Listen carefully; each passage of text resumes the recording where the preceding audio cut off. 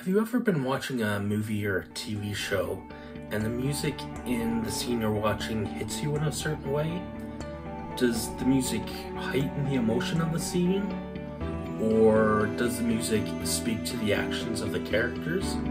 Or does the music even suggest some sort of deeper symbolism?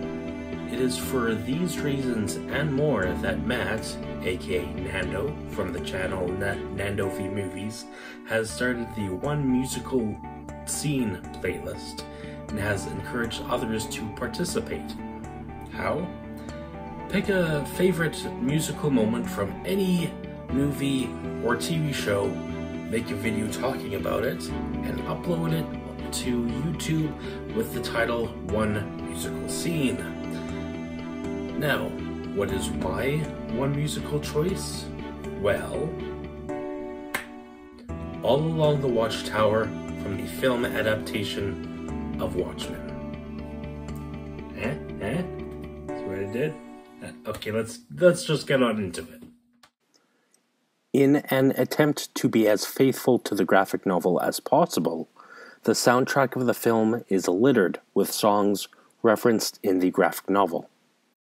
Songs including Ride of the Valkyrie, written by Richard Wagner, and You're My Thrill by Billie Holiday. The film even includes 3 Bob Dylan songs referenced in the novel as well. The Times They Are A-Changin', played during the opening credits, Desolation Row, played during the ending credits, and All Along the Watchtower, played near the climax of the film, which is a similar time in the story that is referenced in the graphic novel. The latter 2 songs are covers and not Dylan's version. Let's give a bit of background to the song before we go further. All Along the Watchtower was recorded in late 1967 by Bob Dylan for his album John Wesley Harding. Less than a year later, Jimi Hendrix released his version, adding his signature guitar style to the song. Dylan has since given praise to Hendrix's version, even saying that he prefers Hendrix's version over his own. Well, I'm just glad Dylan acknowledged the interpretation in the first place.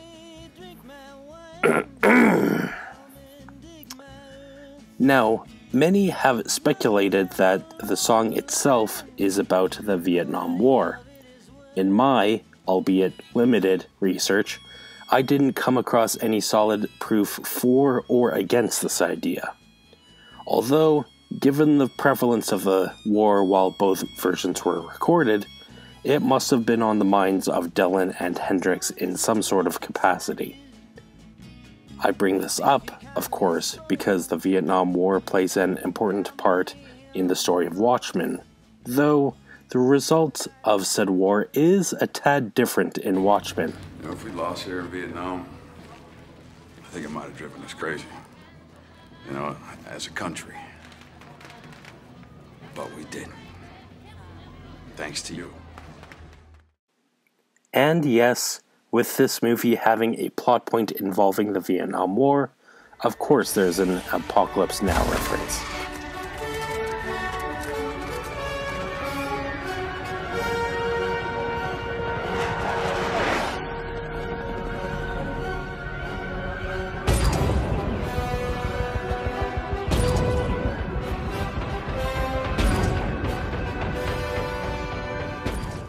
Now, let's get to the scene. All Along the Watchtower starts after the reveal that Edward Blake, the comedian, is Laurie Jupiter's father. The comedian? Who's your father? And the revelation of which is what helps Dr. Manhattan regain his faith in humanity. Will you smile if I admit I was wrong? About what? Miracles. The intense start of the song, I feel, helps shift the tone from the information bomb we just learned on Mars to the mad hurry that Night Owl and Rorschach are in as they fly to Antarctica to confront Adrian Veidt. Let's go home.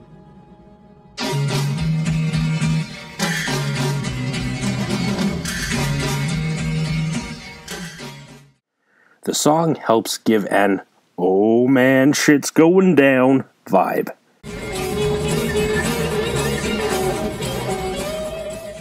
The steady drum beat and the wailing guitar help set the stakes of the scene. I also love how the distortion of the guitar fits with the camera pan, as Night Owl's ship, nicknamed Archie, just makes it over the cliff. Once Archie is parked, Night Owl connects the flamethrower, yes, the ship has a flamethrower, to the engine to help de-ice the engine, while Rorschach declines something warmer to wear. The lyrics for the rest of the song almost narrate the rest of the scene, and ends when Night Owl and Rorschach break into Karnak, Vight's area of operations. What does it go?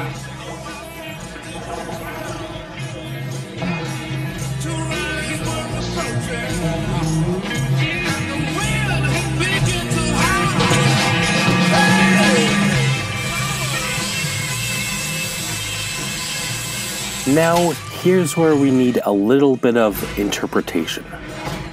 The last couple of lines seem pretty straightforward. Outside in the cold distance, a wild cat did growl.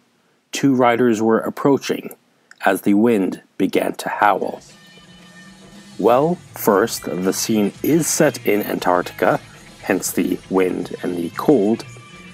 The wild cat that be growlin' refers to Vight's genetically altered lynx companion, Bubastis, who, let's face it, barely receives an introduction in the movie. And lastly, the 2 riders that were approaching is, obviously, Night Owl and Rorschach. Let's get back to the beginning of the verse. All along the watchtower, princes kept their view. This, of course, refers to Adrian and Bubastis in their residence of Karnak. Karnak being the watchtower, and the wall of TV monitors is how they keep their view of the world. The use of the word princes here then refers to Adrian's alter ego, Ozymandias, which is the Greek name for the Egyptian pharaoh Ramesses II, who at a young age was appointed the role of Prince Regent by his father. The fact that princes here is plural, here then could reflect on Bubastis' name origin, which is Bastet, the goddess of cats. So Bubastis is royalty in her own right. As for the lyric, while all the women came and went, their barefoot servants too, I feel I had to stretch a bit for my interpretation to make sense. At first, I thought that maybe the line could refer to the wall of TVs Adrian has. A wall of constant input. A lot of information, noises, and faces seem to come and go without a moment's thought. I then realized that the lyrics happen right when a blue light flashes inside of Karnak.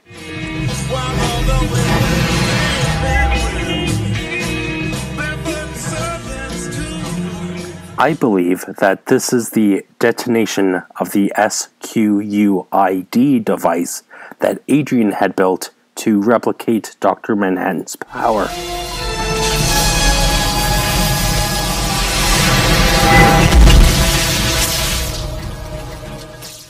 So, when the song says that people came and went, perhaps it means that, quite literally, people were here and now they're, not.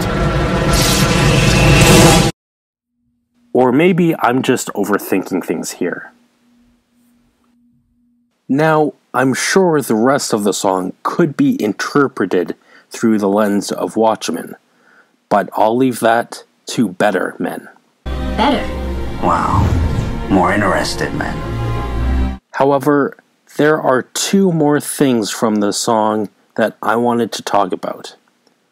First is the line where the thief says, "There are many here among us who feel that life is but a joke." This relates to two characters in Watchmen. First, of course, is Edward Blake, the comedian. After finding out Adrian Veitz's plan, he drunkenly stumbles into Moloch's apartment and says, It's a joke.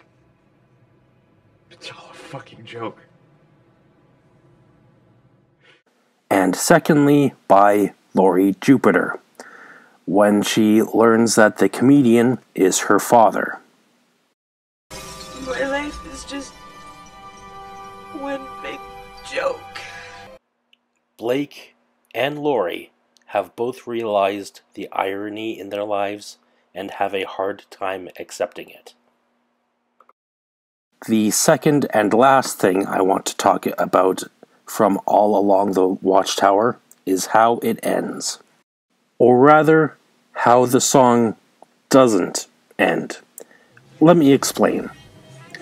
Apart from Hendrix singing the phrase, "All Along the Watchtower," a few more times while the song fades out, the last lyric of any note is the line, "Two riders were approaching as the wind began to howl," suggesting there is more to the story that has yet to be told. For all we know, the two riders approaching are the Joker and the thief. We just get a little snippet of their story, and their lives just continue on. This reminds me of what Dr. Manhattan says in the graphic novel. In the movie, Laurie quotes him. He says, "In the end, nothing ends, Adrian. Nothing ever ends." Hello everyone, thank you for watching my video on one musical scene talking about Watchmen, the film adaptation, and All Along the Watchtower. I finally was able to, it was in my head and I finally got it out. Thank God. So now I can stop thinking about it and do other things. Maybe. We'll see. Oh, by the way, I made another one musical scene, that one on Watchmen, the graphic novel. I made it work. Don't worry, just watch it. I'll link to it in either on screen or down below, and I'll make sure to link to the other one musical scene playlist thingy-majig. And yeah, because there's interesting videos in there. And yeah, and maybe if you're here, you watch other things on my channel. They're nothing like what you just watched. Maybe. So, anyway, I'll stop rambling. Thank you for watching. Peace and love. Catch y'all next time. In whatever the hell that is. Glenn, shut up. Okay.